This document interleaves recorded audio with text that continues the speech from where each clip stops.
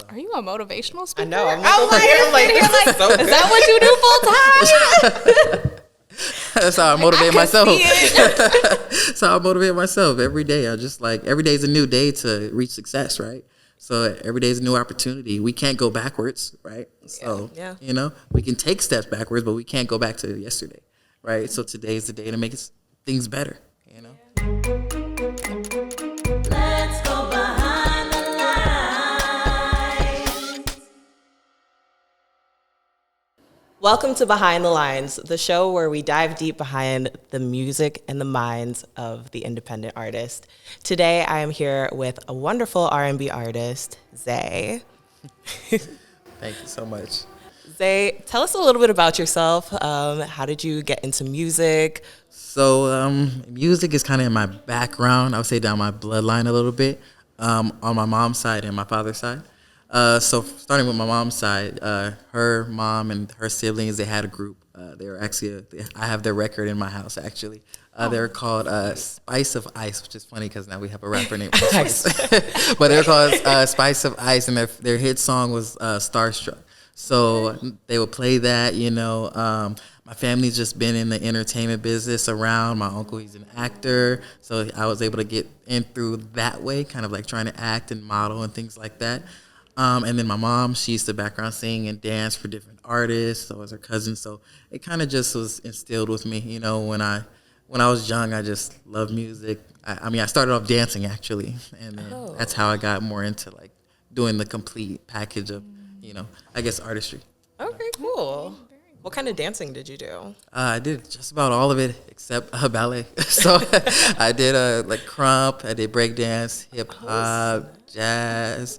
Contemporary, modern, tap for a little bit too. So all over the place. Did you ever dance with those clowns? Tommy the Clown? I did not, but I did not. People used to tell me all the time, you should go dance with them. I'm like, no. I'm okay. They are still doing their thing. They are, but you know what? I was like, let me go my own way. Let me not, you know, because people will know them for that forever. I mean, you know, like look at Kid of the Great, like they know him for that, like particularly, you know, for a while. So, you know, just taking my own route with things. Yeah.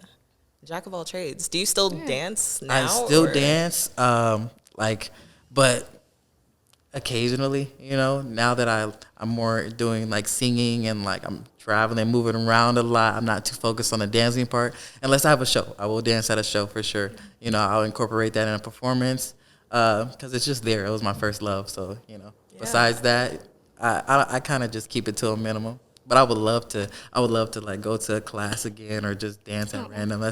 Dancing is my first love that led me to music, so it's perfect. That's pretty dope. So I know, like, whenever you do live performances, I've seen you do them with dancers. So do you help choreograph those dances or? Yes. So actually, so if you stop choreographing dance for a while, it kind of gets a little difficult, you know? So that's just setting the scene real quick. So honestly, for my last show, choreographing that, it was hard. But I did it. I picked up on it. So I did the whole choreography. But the way my take is, I'm like, you know what? I make sure I have dancers around me so that I'm like, hey, I'm going to start off this move. And then whoever can think of something, tag along. Yeah. And that's how we did it. So it's kind of like it's very, very collaborative. So that's how I do it. Beforehand, when I was younger, I actually used to teach classes and things like that. And so, yeah, I was very advanced, very young. So, but going from that, little moments like Thanksgiving, family gatherings, I would take all my cousins and everybody, and then I'm like, everybody sit down, the whole family sits down, and then we all would go and I would choreograph something in 5 minutes and have everybody out there dancing to different things, you know. So sometimes I'll go back and I'll see videos of that. And so, yeah. That must be such a treat. Like, I'm sure your family is like, oh, we can't wait to see what they put together. Yeah, they used to be so excited. They used to love that. Then I got older. but yeah, that was something I really loved to do. So, you know, when I do performances, I'm not starting from a place of like the unknown. I'm pretty familiar with it. It's just you kind of got to run it back, you know. And then I love getting everybody else involved. It makes the dance a lot better. You know, the performance a lot better. Yeah, because your performances are always like very entertaining, especially with the dancers and everything. I'm so glad. Yeah. I look forward to that because I've never done a performance with dancers before, but every time I see you do it, I'm like, maybe I should try that. Try it. Try it. I mean, even if you're standing still, it makes you look like you're moving, you know? So it's perfect, right? But it just brings the show together, you know? I feel like dance and singing and just music, they all go hand in hand so beautifully. It's such a, like, sometimes I feel like you can't have one without the other, because if you're singing, they're dancing, right? Yeah. So it's like it's always going to be there. If they're not dancing, you're probably not doing something right? So, you know, if you have them hand in hand, I just try to incorporate that with the whole performance as well. Good energy and everything, you know. So you mentioned that some of these are your shows. I know you put on some R&B shows here in LA. What is that process like, running your own show versus like It's just stressful. going to a show? The process is stressful, absolutely. imagine. But it's a good stress. You know, there's good stress and there's bad stress, and this is the stress that I want, you know. It's something I enjoy doing. I get super excited for it. Honestly, getting closer to, that's when I get really tight and, you know, maybe might have a little breakdown of exhaustion, but that's because I'm trying to make sure everything's perfect, right? But there's no better feeling. It's like winning a championship when the show works out. You know, I'm kind of stressed out all the way until the end of the show. You know, even and I still go on and perform on my own shows too. So I'm running around. You know, you perform, so you see me like I'm all over the place and directing everything, and then I got to get on stage and get off. So it's a lot that goes into it. The easiest part is just honestly picking the location and just trying to get people in. It's easy. Everything the else, easy part? that's the easy part. I know That's the hard part, it's kind of yeah. weird. It sounds like the hard part, but I've learned that it's not. My very, very first show, I expected like 50 people or less. I think we brought in over 100 something. Oh, wow. Yeah, That's and that was incredible. my very, very first show. You did the very first show actually. Yeah. So that one, it was a packed house, you know, and a lot of people came. It was such a beautiful venue and everything, and honestly, that one just worked out perfectly. So really finding the venue, getting people in, it's easier than I thought. I kind of overcomplicated it, you know. But it's making sure everything works out in the show, you know, making sure the tech doesn't mess up, make sure the DJ doesn't make sure everybody's seated, make this and that, and they're still trying to go on and perform, you know. So. Yeah, seems like you have to wear like a lot of hats the day of the show. Oh, definitely. I'm in the middle of building a team, you know. The last 4 shows I did all by myself, you know, with some help with my family, you know, plugging them in, but like, you know, with just us. So so building a team definitely is a must. That would make it a lot easier, I feel like, you know, kind of just flow like water. Well, what inspired you to start doing these showcases? I will say music did inspire me. You know, I am a person that I don't like to wait for other people to do things for me. You know, like if I have a goal, I would love to learn from you, and I will. You know, but I'm gonna learn from you, and I'm gonna take that, and then I'm gonna run with it, and then learn from someone else and run with it. So one day I actually was sitting down and just thinking about it. I was like, dang, I need to. I actually never performed before on like a bigger stage, so I need to.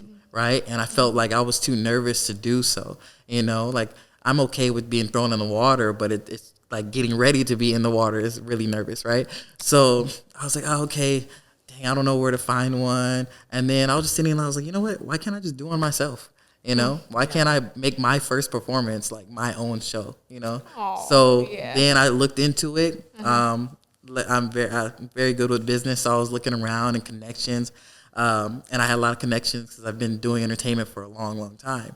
So, you know, I was like, hey, I'm going to put a show. I created PJ Productions. I created a logo. And then I was just like, we're going to do it. And it was my first show performing in front of a big audience, too, like that. So kind of just clicked in my head. I was like, I'm just going to do it myself. Like, might as well, right? Somebody else is not going to just walk up and hand it to me. You got to learn how to take it or create it. So Yeah. That's very inspiring. Do you have any like words of encouragement or any tips for somebody who wants to put on their own show? I would say it's kind of cliche, but just really don't give up. Like I would say really accept the obstacles that come. You know, I feel like without those obstacles, it doesn't make it worth it, right? It either doesn't happen or when you do it, it's a loss and it's just like, what am I doing here? You know, so just keep going with it. You know, don't overcomplicate things. Things may seem hard, they may seem complicated, but really if you just get up and do it, you see how easy it kind of flows, you know. Just have a plan execute the plan, and it's like 1-2 steps, So that's something I would say. Just keep going. Just don't get discouraged. There's plenty of times when like, even when my second show, I was so stressed. I was like, it's not gonna happen. It's not gonna happen. I'm not gonna be able to do it. And I felt down. But then I'm like, wait, I just did one. I just did one, and I felt the same exact way. So I've been here before. It's nothing new. So just get familiar with the territory of like, feeling like things are hard. And accept it and then dominate it. I like that. Just do Accept it and dominate it. Yep. Yeah. He said, just do it. Just do it. Like Nike. Yeah. But yeah, I think people like, if you just wake up and if you have a vision, honestly, if you can see it, it's possible. Just about anything. If you can see it, it's possible. If you can see it, that means it's reachable. Even it may be down the line, or it may be, it might be tomorrow. It might be here, But if you can visualize it, and if you can see the steps that can get there, why not just go there? Why not just do it? Why not just try? So. Are you a motivational speaker? I know. I'm like, so is that what you do full time? That's how I motivate myself. That's how I motivate myself every day. Every day is a new day to reach success, right?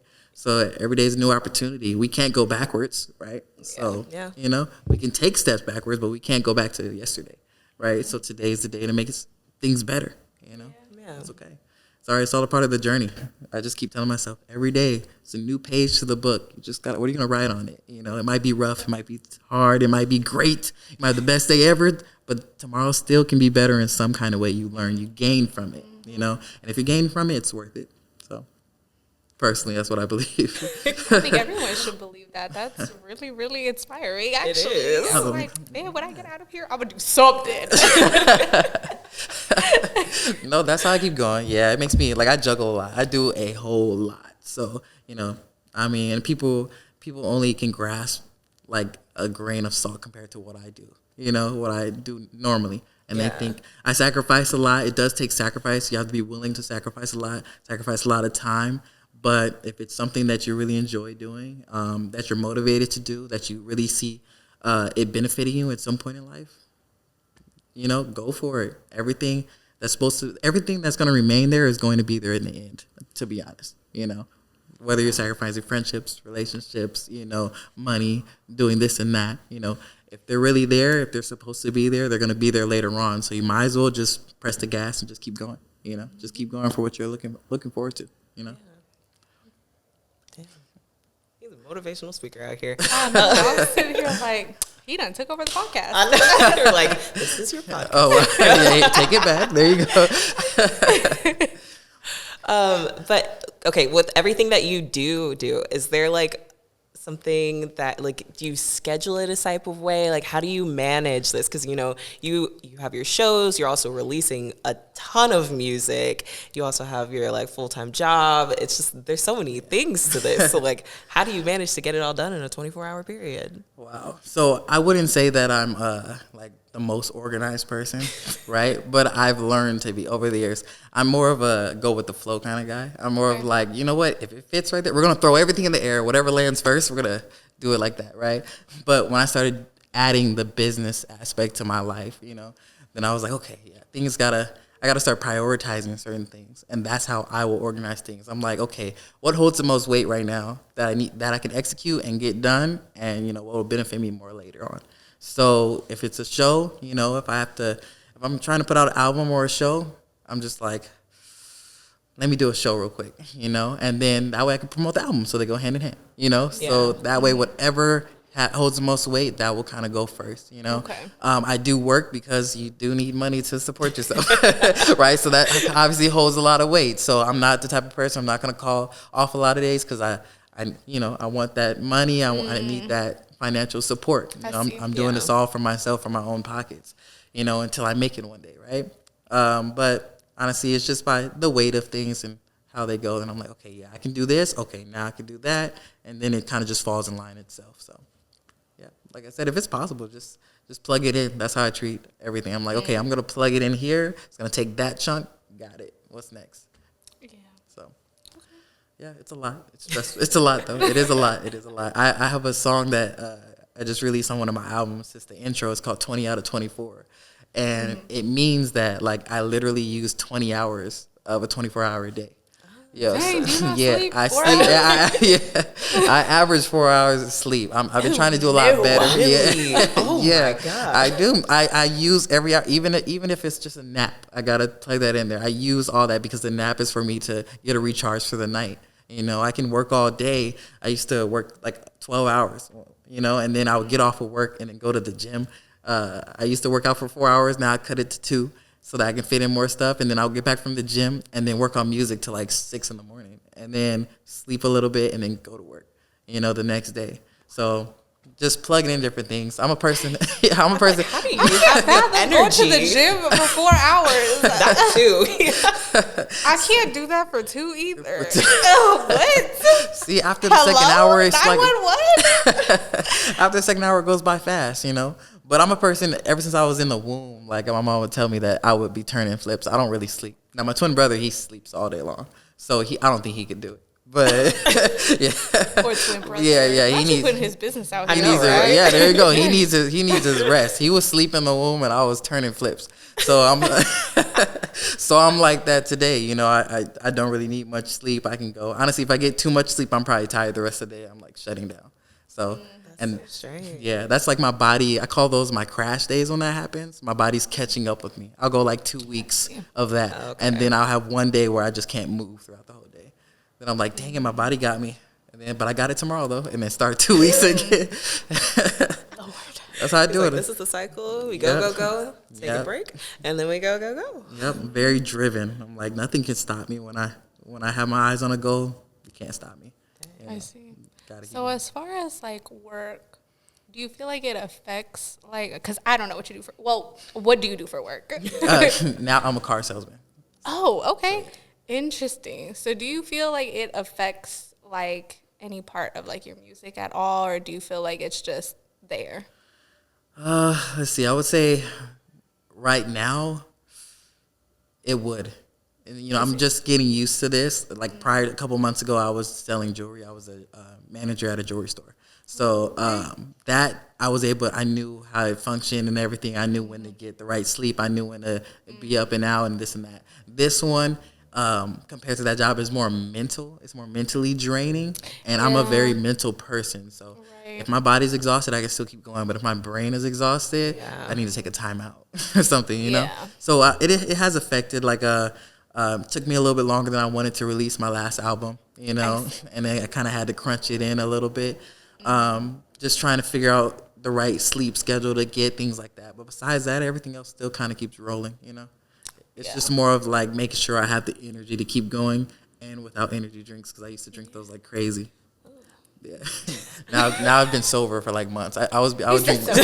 So I'm sober. Yeah. So do you do anything for caffeine? Do you drink coffee, tea, nothing? No. You're on 4 hours of sleep? Yeah. What? Dang, that's crazy. My natural energy. I'm able to keep going. That's wild. I thought I had good natural energy. Man, I got nothing on you.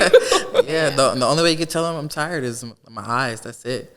You know. Wow. And then also I kind of like, since I'm such a mental person, I limit my mental usage throughout the day. For example, like if my brother wants to say something complicated to me, I'm gonna respond like, "Nice, cool." Hey, does he know that? Does he know that? He does. He does know that. Because if he did, he's gonna find out in this podcast. He's gonna be like, "Wow." Then later down the line, when I'm recharged up, I like to say, then I'll be like, "Remember what you were talking about earlier? Oh, I had this to say, but I just was not trying to use that energy." So funny. Nice. Nice. I'll be like, nice. Wow. Oh, okay. Talking about something so depressing. Nice. Yeah, I'll be like, oh, okay. That's when you start using sound effects and things. You're just, okay.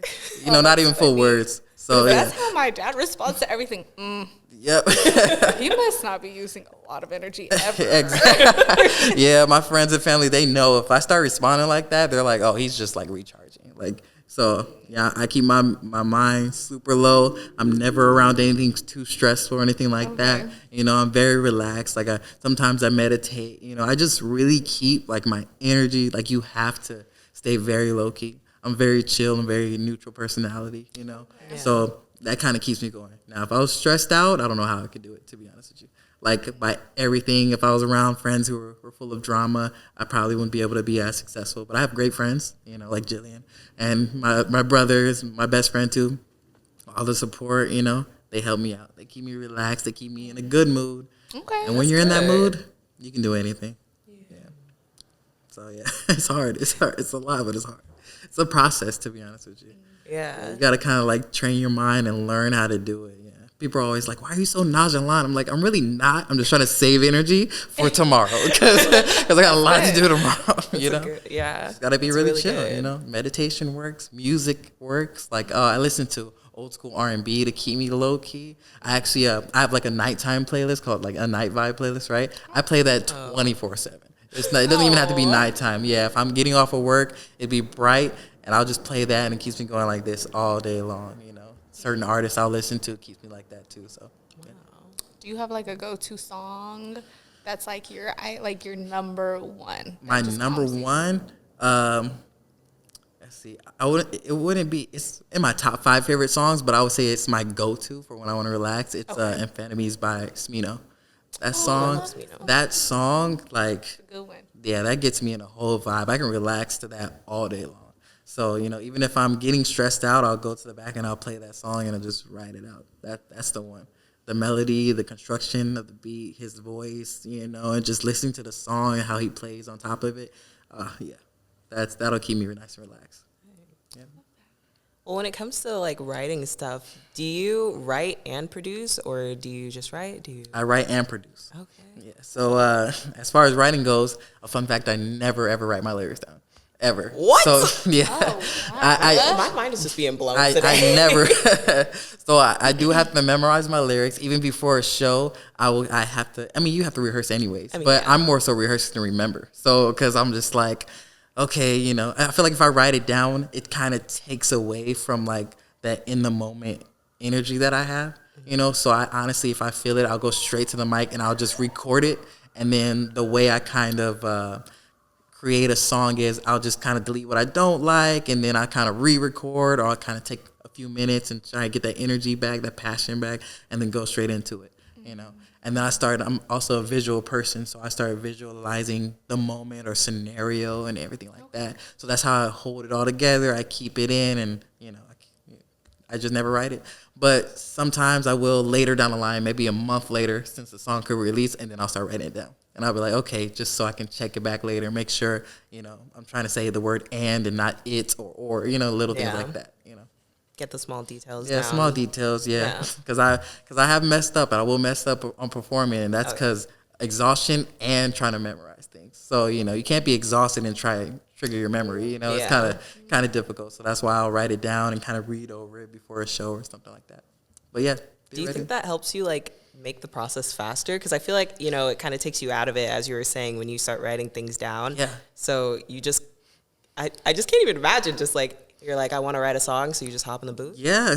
Oh, easy. Yeah, I've made a song in like 10 minutes or less before one time. Like, but that's because of that. If I took the time, honestly, to write it down, like if I felt a song, right, and I write it down, halfway through the song, the melody is going to change in my head because I'm constantly thinking of different avenues I can go. But I'm just like, okay, no, I have it right here. I have the melody that I want. Let me go straight to the microphone and put it down. It kind of, holds it there. It's kind of putting a pin in it, keeps it there, keeps it structured for me. And then I'll just start from there, But it takes away, I think it does take up a lot more time. I do have the time to give sometimes, with my busy schedule. But sometimes I just want to make a song, Sometimes I just want to make it there. Sometimes I don't want to go through the hour process, the 4 hours, that 6 hours, Sometimes I just want to make it there. And, I mean, sometimes those are the better songs, too, to be honest with you. The ones that just come right out. The ones you work on a long time, sometimes they can have some mistakes, or the feeling could change. This for me, like the feeling could change, or the energy for it is different. There's plenty of songs that I've made, and I'm just like, oh, I felt that song when I first made it, and then by the time I finished writing it down and recording it, and after all the hours, and I listened to it actually at night. I listened to it in the afternoon, and I listened to it in the car. Those are like my 3 different steps, right? Because they all sound different. Music sounds different at night, and music sounds different in the day. So you want to make sure it sounds good, like, So honestly, it's just like that's just how I'll try and hold it together. Like it gets difficult. Yeah, it takes too much time writing it sometimes. All right. So you're going to be performing a song for us today, Find 'Em. You want to tell us a little bit about it? Yeah, so Find 'Em was actually a song I threw last minute onto my album. The album that it's on is Just Another Casualty, right? So that was kind of to close the deal. That album kind of talks about like pain in relationships, heartbreaks, and things like that, things that I've suffered in the past, right? So Find 'Em was kind of like a call for help and comfort and things, and also just trying to be on the search for somebody that actually wants what I want to provide in a relationship and things like that. Like basically searching for my pair, my better half, right?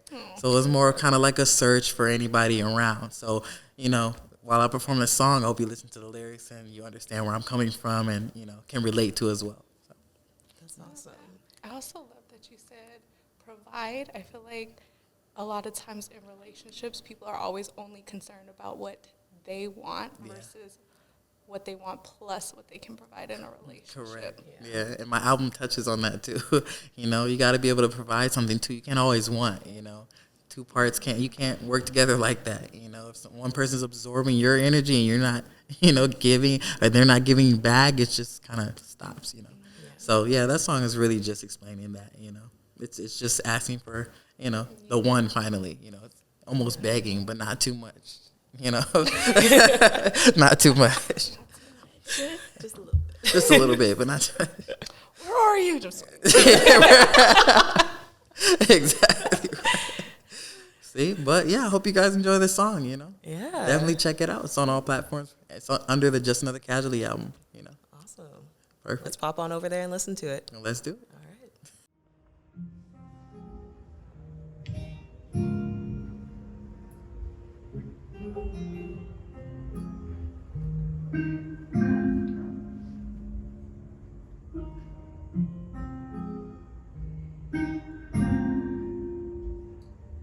See, I'm waiting for the one to come by.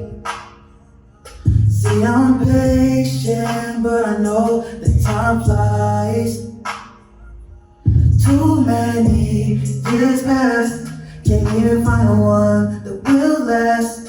'Cause over and over, my heart just crashes. Is there a woman that's out there that wants a real love tonight? Is there a woman that really wants a real man tonight? Is there a woman that wants to be treated right? 'Cause I need a woman that'll last me a lifetime. I need a woman. Yeah. I need a woman. Yeah. I need a woman. Yeah. I need a woman. Whoa. Show me where to find 'em. Show me where to find 'em. Show me where to find 'em. Show me where to find 'em.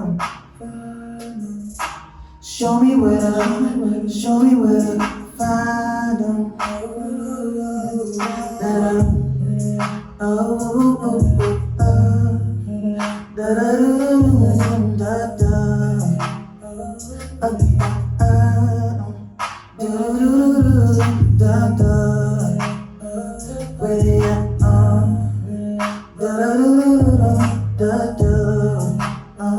Where they at?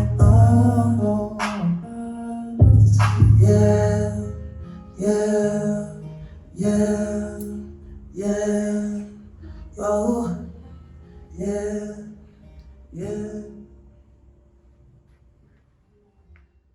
Thank you for coming on to the show today. Is there anywhere that we can find you? Plug yourself. Let us know. Of course. Okay. I'm on Instagram. Okay. So my Instagram name, my tag is Zay King Official, but it's spelled different. Okay. It's X.A.E. KXNG Official. Okay, I'm there. I'm on all platforms as well. It's X.A.E for Zay. All right, I'm on iTunes, Apple Music, Spotify, YouTube, everything as well. Okay, under that same name. So yeah, definitely check me out. I hope you guys like me. I hope the people that listen to it enjoy it and can relate. My music is for people that can relate, and I love to be expressive. So it's hard to express sometimes. So I hope that I can help. Get people to do so. To be honest. Yeah. Well, thank you. Thank you so Thank you much. guys for having me so much. You guys are awesome. And I'm gonna get you on another show too. So yeah, I gotta have. Can't wait. Yeah, I gotta have you on there. Awesome. Well, thank you for taking a peek into our universe. And we just want to say, keep exploring behind the magic and the music because we love it. Thanks. All right. Bye, guys. I need a woman.